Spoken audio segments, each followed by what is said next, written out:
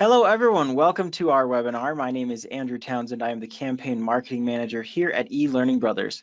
Today we're going to be talking about arcades, the highly customizable gamified destination for learners. It's going to be really cool, and we hope that you guys learn what you hoped to learn when you signed up for this session. This will be recorded. We will send a copy of it out to everyone who has registered. You can be checking for that in your email. We will also likely be posting this on our blog. You can visit that at blog.elearningbrothers.com. You can find the vast majority of our previous webinars there, as well as other information about tips, tool, tricks, and ideas, all kinds of cool things there. If you have questions during the webinar, if you'd like to participate in other ways like commenting and asking questions, please use the questions panel. That is a part of our GoToWebinar control panel there on the side. You can see that there. We'll get to as many of your questions as we can. If there are some questions we aren't able to answer online, we will try to reach out to you and answer those offline. All right, so we have a fantastic presenter today. We've got Stephen Baer, Managing Partner at the Game Agency.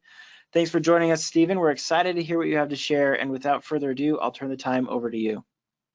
Thanks so much, Andrew, and thank you everyone for joining. I know that the title is a very long and meaty one, but hopefully, as Andrew said, this will be a worthwhile time for you all.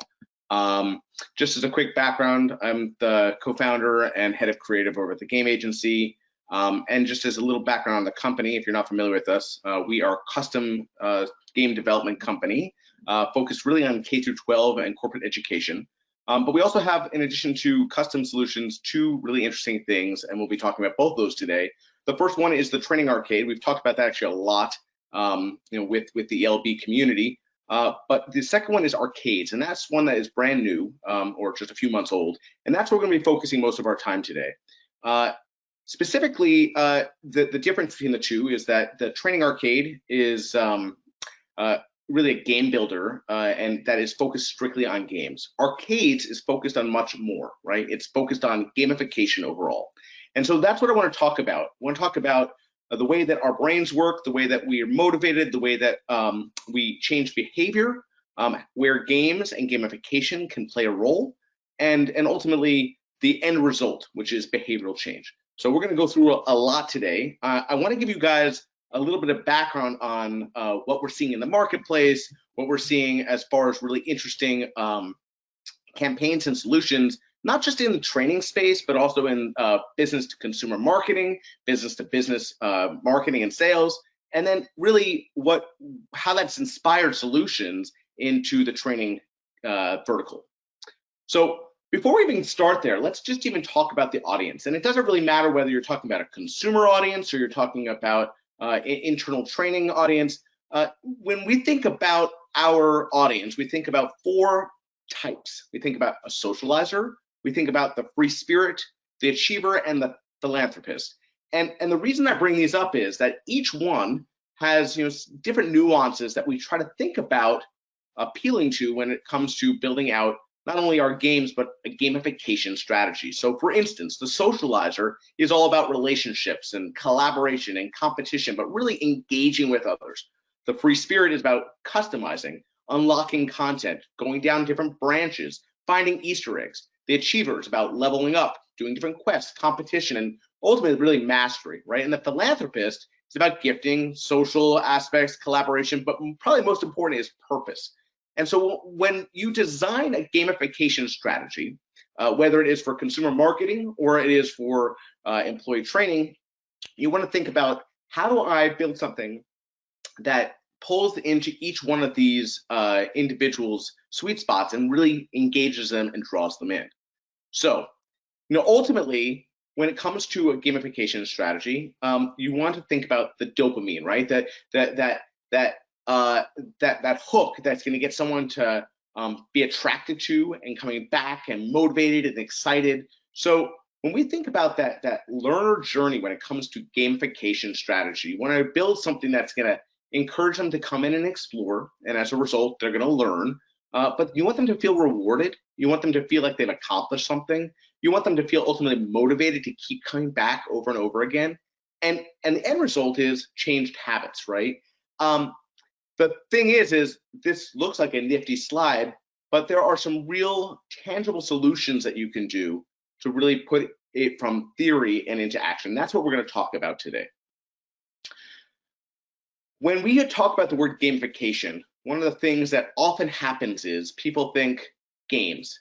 And interestingly enough, gamification, most use cases, is everything with the exception of games. So one of the things we talk about is not only using points and scoring and competitions and leaderboards and rules and awards and rewards, but games. A real strong gamification strategy is going to incorporate games. And we're going to talk about a holistic gamification strategy that you can use for training. And that's going to include all the above.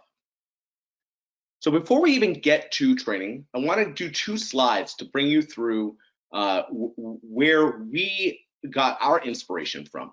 So I'm going to start with these 3 examples on the business to consumer side. And I think it's always great to look at world-class brands and see what those guys are doing to really engage consumers or engage audiences. So Volkswagen a few years ago ran a campaign called the Fun Theory, and it was a really phenomenal campaign in my opinion because it was designed to engage consumers to really design things on their own around a core theme. And the core theme was, how do we change behavior to make our environment a better place, right? It's a pretty broad theory. But if you look at the 3 examples here, and there were dozens and dozens and dozens that were submitted, the first one happens to be a speeding lottery, right? So every time you speed, you're going to get a ticket. That's kind of how it works, if you get caught. But instead of the money going towards the town, the money went to those who were going under the speed limit, right? So every time you went under the speed limit, you would be eligible to receive part of the money that people paid in their tickets, right? So it's about, how do you change behavior? Well, quickly they saw a real, in the particular intersections that this was run, they saw a real difference of behavior where people were starting to go under the speed limit because they saw that reward that they wanted to achieve. So that is one example. To the right of that, where you see this bottle bank arcade, less about it being an actual game, but about the mechanics of even the sounds and the things that we think of when we think of games. They literally built a dozen of these garbage cans, recyclable garbage cans, where every time you put a bottle or a can in, you heard beep boop bop bop boop beep boop bop bop boop until it was random, and then you'd see a number, and you'd see how many points you got for your can or for your bottle. The idea was to drive a level of reaction from people and to make it really fun, hence the fun theory, right? That is designed to change behavior. On the bottom left, you see a stairwell that looks kind of like a piano, and you see a escalator. And the whole theory here was, how do we get people to not be so darn lazy, right? How do we get people off the escalators and onto the stairs? So what they built was an electric keyboard built into this stair unit, where as people went up, they could basically hear a tune going, and encouraged a lot more stair usage. And so these are 3 really simple and very different examples of changing behaviors through gameplay and gameplay mechanics. The next example is Google. And this is really super simple. This is an April Fool's joke they did a few years ago, where they basically took Google Maps and they rewired Google Maps so that whatever you were on Google Maps in any place in the US or overseas, it automatically turned into Miss Pac-Man. This happens to be in celebration of Miss Pac-Man's 30th anniversary. But it was a great example of where you could just bring gameplay that people really connect with to a product that people are already using. And ultimately, I think that their goal was for it to be a fun experience, but also to have a better brand experience. And I think that's important as we are trainers. We think about not just how do we deploy information, but how do we make that information fun? How do we make it a two-way street where it's truly engaging? And how do we make sure that it's going to sink in a meaningful way? And we'll get to that momentarily. The last example is a campaign that was run by Coca-Cola, and it was basically leveraged the James Bond intellectual property. And I'm going to ask Andrew, if you don't mind, there's going to be probably a few second delay, but I'm going to ask Andrew to play a video for everyone to see, because it will give you a sense of how you can really take a theme like this and bring it to life.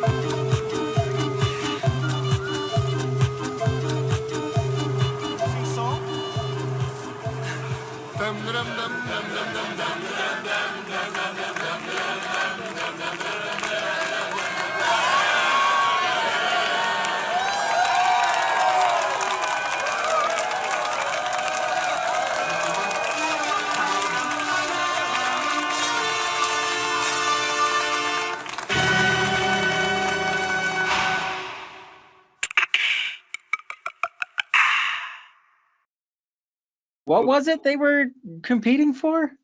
All right, so why did I show that for you? Ultimately it was about a challenge. Let me just get my screen back on. Ultimately, it was about a challenge to unlock your inner potential, right? So it was about where's the James Bond in you? It was a challenge that people didn't even know what the heck they were trying to get to. Ultimately, they got coupons for product, but it was a challenge that they could see real quick was kind of fun, interesting. They could certainly relate to it because they knew the James Bond category, and then they were off, right? And they had lots of obstacles along the way. They had a lot of humor along the way. They had lots of time checks along the way, and I love this campaign because it gives a good example of how you can really make anything a competition, a challenge, and bring it to life. And I feel like the more that we can think about that as trainers and do that in our classrooms or our virtual classrooms or our e-learning modules, I think the more that we're going to be able to draw people in and keep them engaged. So I know that you might look at that and say, well, that's a really far-fetched concept. How do we bring it to fruition? I will show you over the course of this webinar. So I'm gonna, before we get to product and walking you through the arcades, I wanna just show you one last set of slides, and that's this. And these are 3 different campaigns that were done. One for Nokia that was focused on really bringing in software developers around trying to engage them with in a development community for Nokia to build lots of apps and games and other utility solutions using their software. And what they did was they had a whole slew of quizzes and challenges and digital badges and points and leaderboards and tangible rewards attached to it. And it's not a game, it's a gamification strategy, and that's where we're going here. The next one happens to be L'Oreal. This is about engaging sales associates in retailers across the globe and really trying to bring in a campaign for them to understand what their learning journey is and giving them points and giving them badges and giving them rewards, not only for what they're doing, but how they're engaging with each other, sharing best practices. And we'll show you a video on that momentarily. And the last one before we get to that video is one that was done with the American College of Chest Physicians. And this was a really nice campaign focused on just doing a whole slew of games in conjunction with their national meeting or annual meeting. And what I love about this is you think about this audience, physicians. Hey, Stephen, I'm sorry to interrupt. It looks like we're having a trouble with your slides. Let me pass the screen back to you a second time.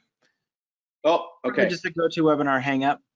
There we go. Much better. You got it? Okay. Thanks, Andrew. Sorry about that. So what I love about this is that you think about physicians, and all audiences are incredibly busy and distracted, but this one probably is at the top of the list.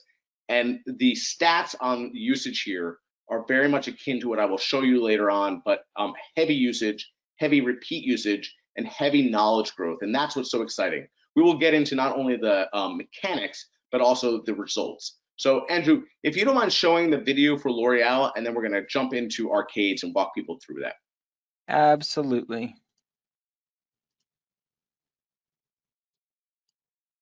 Welcome to The Journey, a learning platform for all IT Cosmetics travelers. That's you. The Journey is your first-class ticket to all things education within IT Cosmetics. This one-stop learning hub is always up to date and accessible to you anytime, anywhere. And like all journeys, the focus isn't always your destination, but the journey itself. As travelers, we are always learning and growing, so the journey truly never ends.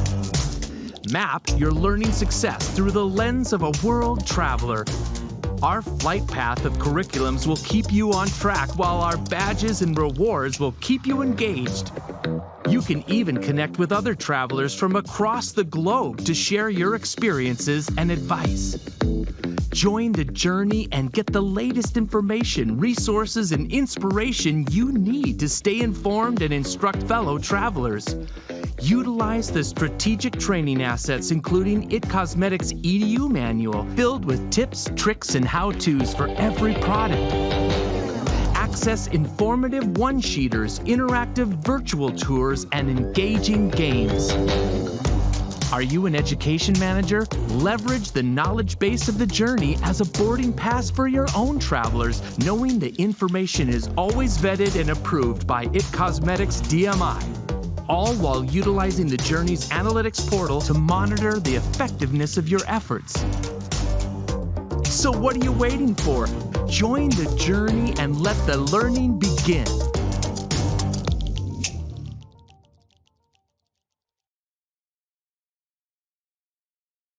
Okay, so let's, one more time. Let's try this again. Okay, hopefully you can see my screen. Yep, looks good. Okay, so let's get into some tangible just features and how we're using them and how we're engaging people. I think one of the themes that you will see across the board is that this is not meant to be a static experience. It's not meant to be an individual experience. It's supposed to be a community experience where training isn't just happening top down, but it's happening peer to peer, and we're pushing people to be the best of themselves that they can be. And you'll see exactly how we're doing it here. So, one of the things we talked about early on when we talked about the audience types is, those who really care about customization. And this happens to be a really silly slide, right? Because one of the things we have in here is, hundreds of avatars that you can pick from. And they can be serious, they can be topical, they can be funny, goofy. But where I love where we're going with this is, and this is something we'll be rolling out soon, is extremely custom avatars that you can build yourself with our avatar builder, down to the skin, hair type, mouth, eyes, eyebrows, clothes, making it really about who you are and how you want to represent yourself in this greater community. Because once again, remember, this is not meant to be static training that is a solo experience. It's meant to be something that we're all doing. So if you want to be like this middle guy whose hair looks like, maybe a poop emoji, that's your choice. If you want to be a lot more serious or go in a different direction, that's your choice as well. As we talked about, the mechanic and gamification overall is often missing something really important: games. And games are, I think, a critical component to a gamification strategy. Games are all about getting someone in and trying, most likely failing, learning from their success, trying again, and ultimately succeeding. And if you can layer games into your gamification strategy, it is going to make your employees that much more successful, that much faster in the workforce. So one of the things to think about is what games to use. We have layered into the training arcade, or the arcade rather, our 9, soon to be 10 games that are available in the training arcade. That's Jeopardy, Trivia, Jump, Scenario, Scramble, Match, Detective, Sort It, Recall, and soon Wheel of Fortune. There are more coming, but the thing that you think about is what game is going to match up with your performance or learning objective. And I think that the reality is you often want to have a variety of games in there to make sure that you're addressing each one of the things that you want people to learn. So what does that ultimately look like? This is what the arcade looks like. It's going to have a variety of games in there. And some are going to be single player, some are going to be head-to-head or battle mode, some are going to be team play, some are going to just be games on their own, and some are going to be learning journeys, and we'll talk about that as well. That's going to combine a whole bunch of games and activities. One thing to keep in mind when it comes to arcades is, yes, we offer now 10 different game types, but if you're built a game elsewhere and it can be SCORM wrapped, you can import it right into our platform. The idea is use what you have. If you have great content that's been created, it could be videos, it could be SCORM packages, it could be PDFs, it could be games, put it in here. You want to make sure that you have a place that is going to create these fun, engaging, active learning journeys. So, as I mentioned, with our games, we have 3 different types of play. We have solo play, which is basically encouraging people to compete with themselves and with others to have the best scores out there. We have the head-to-head, which some people call battle mode, where you're basically battling against your colleagues for leaderboard dominance. And we have team play, where you're actually trying to get people to work together to get the best average score. And I think that it's really critical that you think about using a combination of these to keep people engaged. Once again, make sure that it's not top-down delivered. You want to make sure that you have people who are competing against each other, creating their own little challenges, and are building a community that's about really being the best learners we can through competition and collaboration. So what does team play do? Team play, it's as simple as it sounds. You can pick the team that you want to play on. And by the way, on the back end, you can create any type of team you want. It could be by region, by department, by function, you name it. People are going to play, whether you have 3 people or 30 people on a team, each team's score average is what's going to show up. So I think that's really important to make sure that everyone's on equal playing fields. But what we're seeing that people are often coming back over and over and over again to lift their team score. And as a result, we're seeing a lot more knowledge delivery and a lot more retention of that information. And that's the end goal, if you will, right? We also have head-to-head mode, right? So allow someone to come right in and say, oh, I played this game, but let me challenge Andrew because, you know, we have a healthy competition going on. I just want to show him I could beat him. This is turn-based. And what I love about that is we have not seen anywhere in the marketplace a multiplayer gaming experience to really drive better learning. That's exactly what we built here. This is not just about, you know, build a game and have people play. It's about build a community and having people play individually, head-to-head, as teams. What I love about this is I'll challenge Andrew. He'll get a quick notification. He'll play. He'll probably beat me because he's really smart, and it will encourage me to play again. And that's what's really important, is to think about how can we get people to play over and over again until they've really mastered the content, because that's really our end goal here. One thing to think about is different modes above and beyond just single player, multiplayer, team play. Think about the modes or the venues in which people are playing. So we've really identified a solution to make e-learning a much better experience. Classroom learning, we're seeing people starting to use arcades in classrooms. One of the things, if you're not familiar with it, the Training Arcade has a virtual instructor-led mode. So you can play with 10, 20, 200, 500 people simultaneously using our Jeopardy game or our trivia game. That is in the pipeline to make that part of the arcade experience. So we're really excited about that. So some statistics that I think are worth mentioning. Since we launched the Training Arcade games a little over 3 years ago, we've had over 10,000 games created, and we've had 1 million players play. It's worth noting, by the way, that as you look at these statistics, while these numbers are fantastic, I'd say about 75% of them can be attributed to this past year. This past year has been an amazing escalator for the number of people playing. We're seeing that especially within the arcades, we're seeing on average a session length is going to be for a game is going to be about 12 minutes. And we're seeing that on average, 9 games are being played, game sessions are being played per player. So on average, we're seeing about 108 minutes or about an hour and 45 minutes of play in the arcade. That all really results in what you're seeing up here on the top right-hand corner. It's a 76% improved knowledge. And I love that stat because ultimately what we're doing is we're driving the material into them over and over again in a fun and engaging and an active learning methodology. And we're driving much more knowledge and much more retention.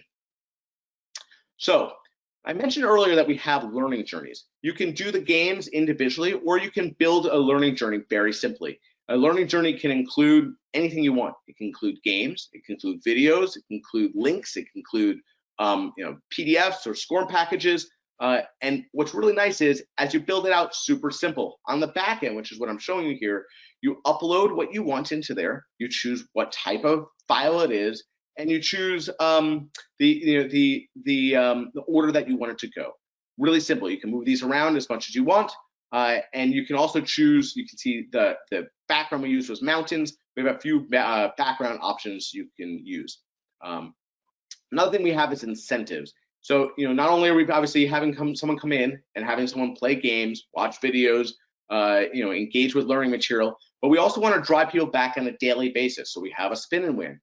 You can get additional points with the spin and win on a daily basis. And we're seeing that, I would not have envisioned this, but we are seeing that vast majority of people are coming back on a day-to-day basis to actually use the spin and win, and as a result, they're staying a little bit longer and engaging with some of the games or some of the other learning content, and that's the goal, because the end result is the material is really driving in and retaining the information, which is what we all want.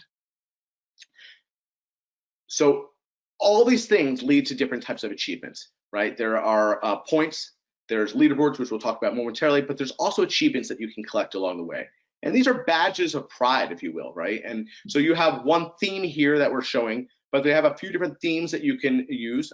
Or if you want, we build custom themes for you around your content or your brand to make sure that as people progressing throughout, they are collecting different achievements. Why are achievements important? If anyone out there is a Peloton rider, you probably know that you want that recognition. You want to be motivated, or you are motivated by showing off your accomplishments. And the more of those awards and achievements that you can collect just by doing little tasks or playing games, the more you're going to be motivated to come back over and over again. So these are just kind of check pluses along the way of what a great job you are doing as a learner.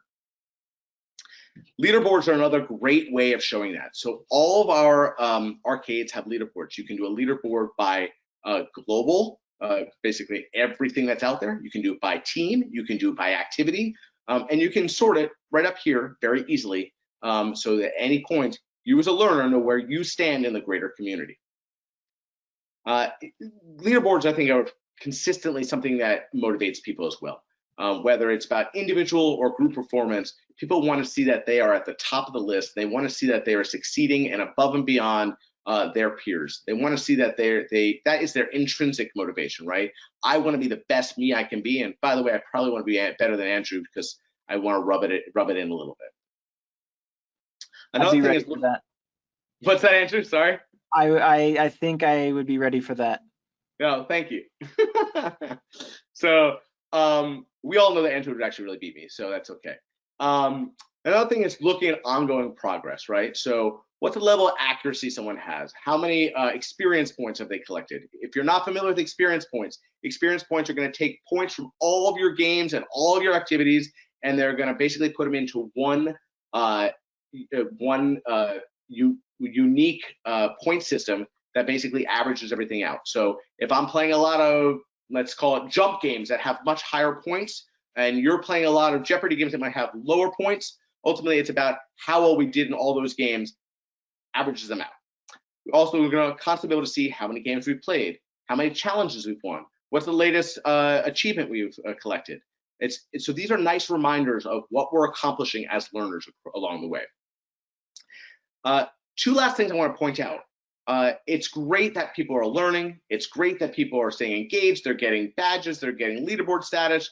But some people just want prizes. Some people want that extrinsic motivation of, I want a thing. So we've built into here a whole reward system, and you can layer in per level the types of rewards. It could be a $5 gift card. It could be a day off of work. It could be something very unique to your organization. Really easy to build. Very similar to the builder of the journeys, or quite honestly, the back end of our games. You determine what the title of that gift is, what level it's associated with, and how many you're going to give away. And you can launch it immediately. The last thing I want to talk about is analytics. The reality is that this is supposed to be a fun, exciting experience, but it's also supposed to be an effective experience, right? And as trainers, I think it's important for all of us to have really actionable results. And I think that it's really important that we all look at this and say, okay, who are our top performers? Or what are the hardest questions? Or what games are people excelling at? Or what skills are people showing a real need for growth at? And we've built all that in here with real easy use to come look at, export if you want to, or push through to your other systems using SCORM or XAPI data. So we're excited about this because at the end of the day, it's not just about being a fun experience. It's not just about being an effective experience. It's about being an informative experience for trainers as well. Ultimately, it comes down to kind of a means to an ends, right? So we think about the means we're delivering two things. We're delivering engagement and we're delivering frequency. And the reality is that we are seeing off the charts engagement and seeing off the charts frequency with arcades overall. And as a result, we're seeing significantly improved performance. This goes back to just the knowledge retention, and ultimately what we're hearing people say in the marketplace about performance in the field. So we're super excited about the product we have here. It's worth noting, there's some tools out there that take weeks or months to build. If you signed up for an arcade, you could build an arcade and really have something rolled out within a day or two. It is really supposed to be turnkey. One of the things that I get asked all the time is, what is a good use case for this? And there are many. But think about arcades as a campaign tactic. Think about whether you are doing a new challenge, whether you're doing a meeting, whether you're doing an event, whether you have an ongoing initiative within an organization. Think about it as a place where you can really engage people, change behavior, and move them to really to participate in your narrative as opposed to just listening. So that is the briefest background, hopefully informative background on arcades overall. Happy to answer any questions that people have. And hopefully that was a good starting point as you think about your gamification strategy and how you can engage your learners in a more effective way. There's a couple questions here that are coming in. How do learners access the system? Does this sync with any other LMS? Do they need to log in to a different site or a different platform? How is that done? Yeah, great question. So one of the things we built, and it's kind of the same approach we had with the training arcade. And by the way, this is all off of one system. So the training arcade and arcades uses a lot of the same back-end platform.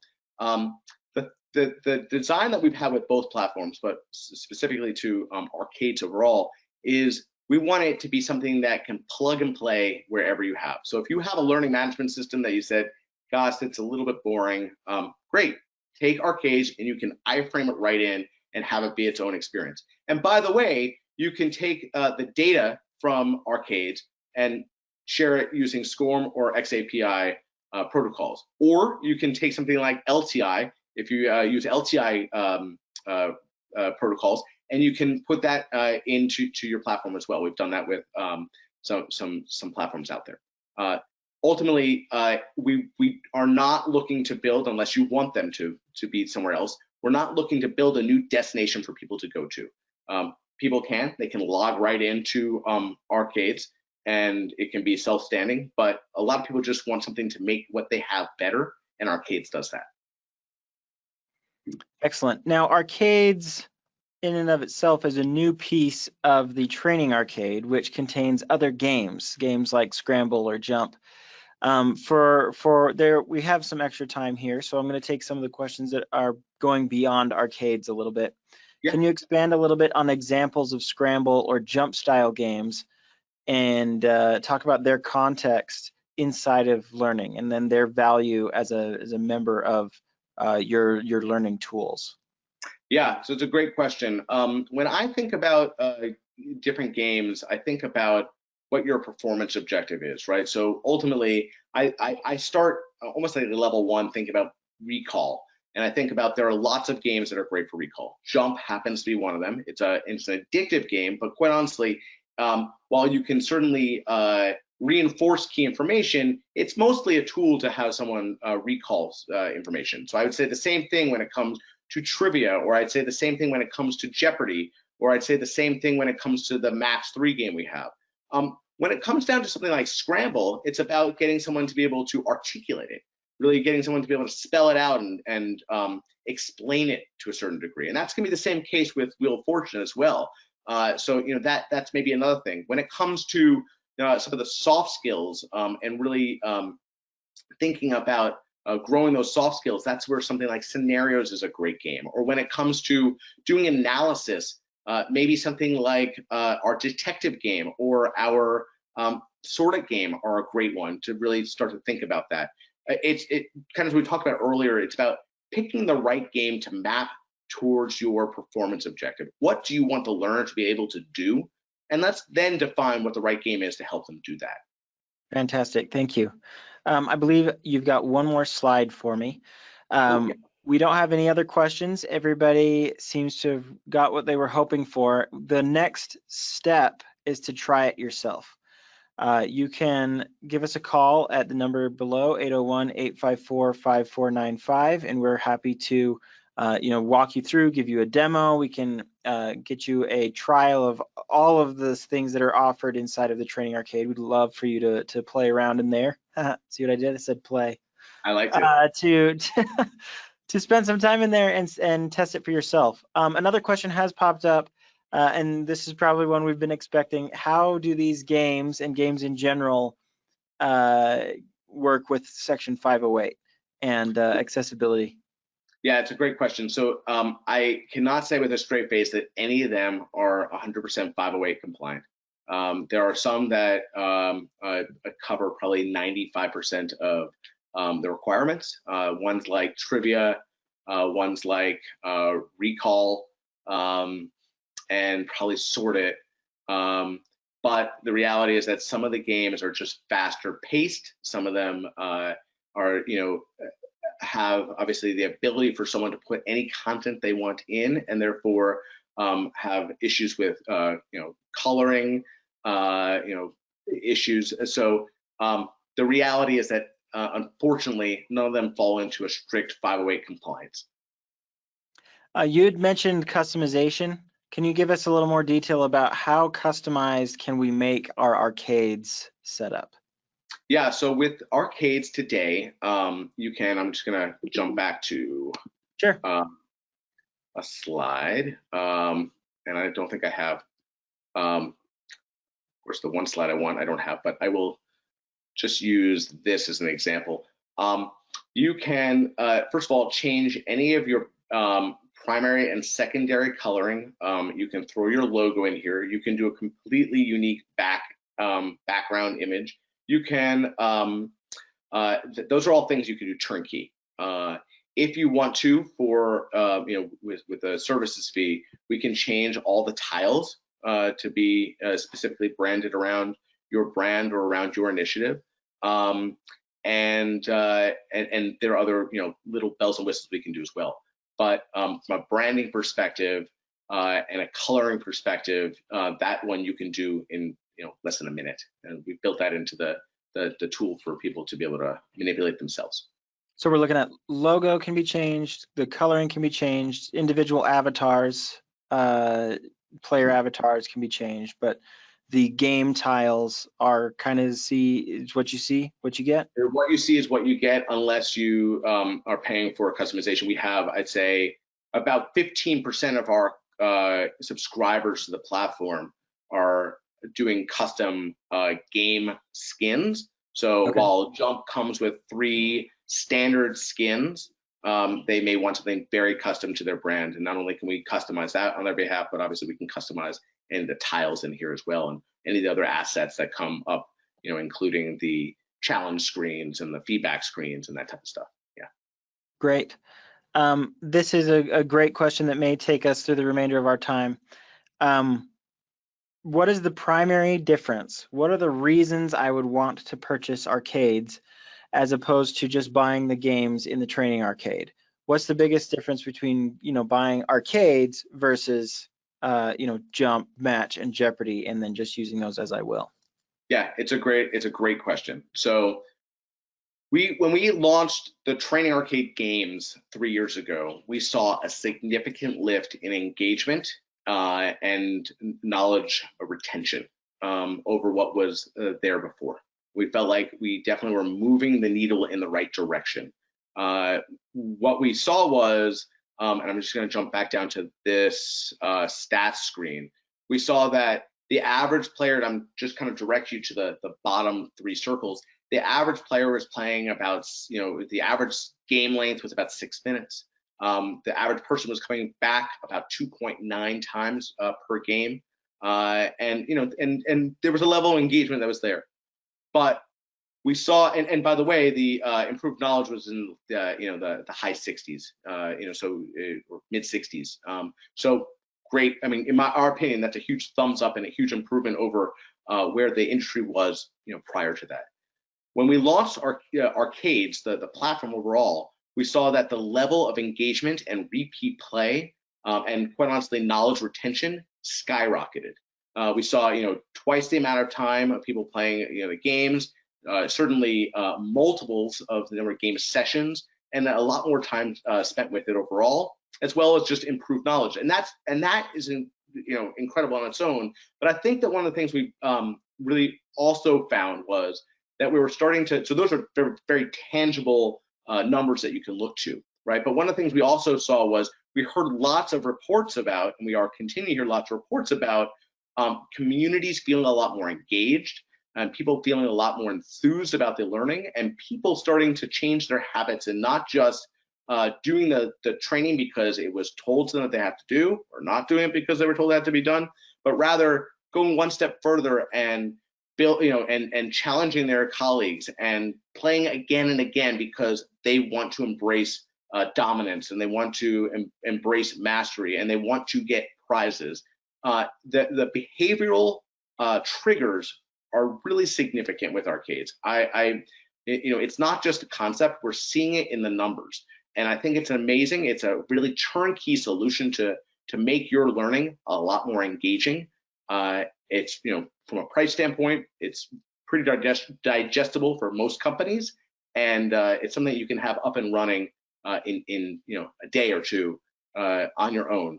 And so those are all the reasons why I'd say start with the games, and if you're seeing success there, move quickly to arcades, because we are seeing multiples of success on top of that. Excellent.